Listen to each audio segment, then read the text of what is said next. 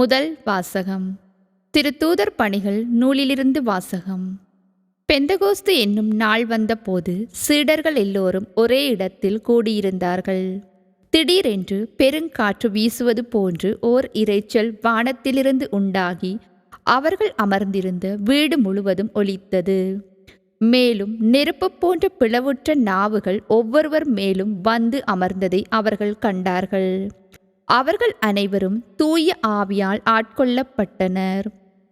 தூய ஆவியின் தூண்டுதலால் அவர்கள் ஒவ்வொருவரும் வெவ்வேறான மொழிகளில் பேசத் தொடங்கினார்கள். அப்பொழுது வானத்தின் கீழுள்ள அனைத்து நாடுகளிலும் இருந்தும் வந்திருந்த இறைப்பற்றுள்ள யூத மக்கள் எருசலேமில் தங்கியிருந்தனர். அந்த ஒலியை கேட்டு கூடிய திரளான மக்களுள் ஒவ்வொருவரும் தம் சொந்த மொழிகளில் அவர்கள் பேச கேட்டு குழப்பமடைந்தனர். எல்லோரும் மலைத்து போய், இதோ பேசுகின்ற இவர்கள் அனைவரும் கலிலேயர் அல்லவா? அவ்வாறிருக்க நம்முடைய தாய்மொழிகளில் இவர்கள் பேசுவதை நாம் ஒவ்வொருவரும் கேட்பது எப்படி என வியந்தனர்.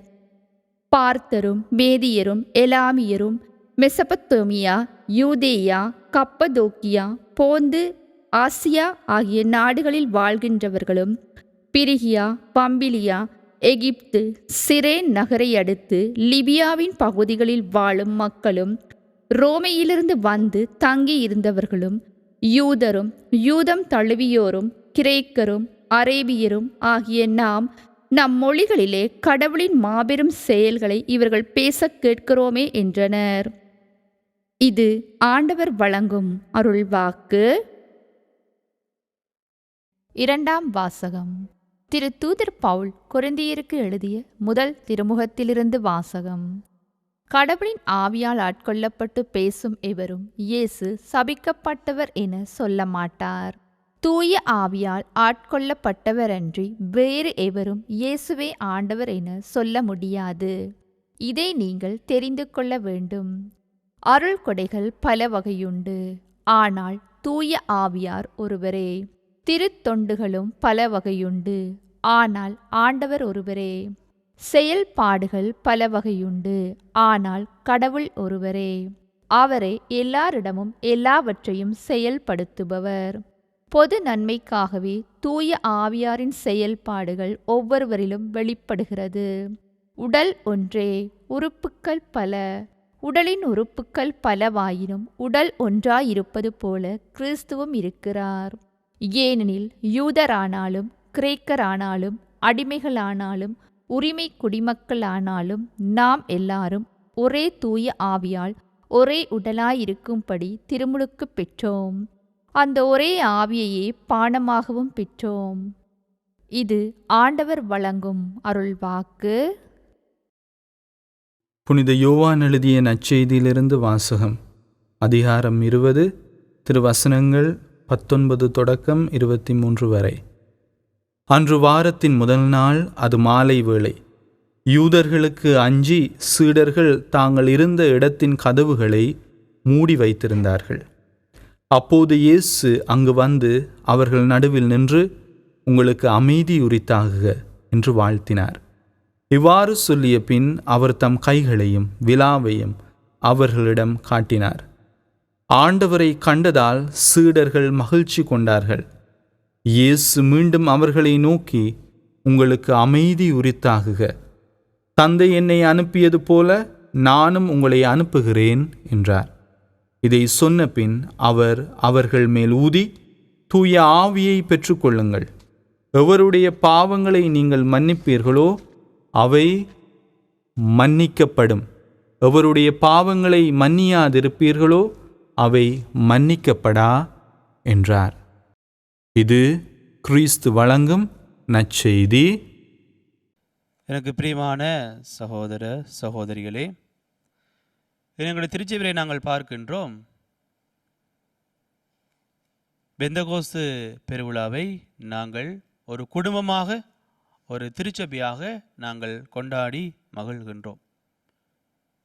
அன்பார்ந்தவர்களே, இந்த திருவிழாவினுடைய, இந்த பெருவிழாவினுடைய சிறப்பு அம்சம் அப்படின்னு பார்க்கின்ற பொழுது நாங்கள் பார்க்கின்றோம், தந்தை, மகன், தூய ஆவியார் மூவருமே இணைந்து செயல்படுவதுதான் இந்த விழாவினுடைய சிறப்பம்சமாக, முக்கிய அம்சமாக இருப்பதை நாங்கள் பார்க்கின்றோம். எங்களுடைய திருச்சபையை நாங்கள் எடுத்து நோக்குகின்ற பொழுது, நாங்கள் இறைவனுடைய பணியை ஒரு குழுவாக செய்வதை பார்க்கின்றோம். சில நேரங்களில் எங்களுடைய பங்குகளை பார்க்கின்ற பொழுது, நாங்கள் குருக்கள், துறவிகள், அருட்சகோதர சகோதரிகள் மற்றுமாக பொது நிலையினர் இணைந்து செயல்படுகின்ற பொழுது, அங்கே இறைவனுடைய மாட்சிமையை, இறைவனுடைய செயற்பாடுகளை நாங்கள் அங்கே பார்க்க முடியும். தனியாக இறைவனுடைய பணியை செய்வதென்பது ஒரு இலகுவான காரியம். அதே நேரத்திலே நாங்கள் குழுவாக செய்கின்ற பொழுது அங்கே பல சவால்கள், பல அச்சுறுத்தல்கள், பல கேள்விகள், இப்படியான சவால்கள் மத்தியிலே நாங்கள் இறைவனுடைய பணியை செய்வதைத்தான் இறைவனும் விரும்புகின்றார். இதுதான் இந்த திருவிழாவினுடைய ஒரு சிறப்பு அம்சத்தை நாங்கள் பார்க்கின்றோம். தந்தை, மகன், தூய ஆவியார் மூவரும் இணைந்து செயல்படுகின்றார்கள். அங்கே ஒரு குழும வாழ்வை நாங்கள் பார்க்கின்றோம்.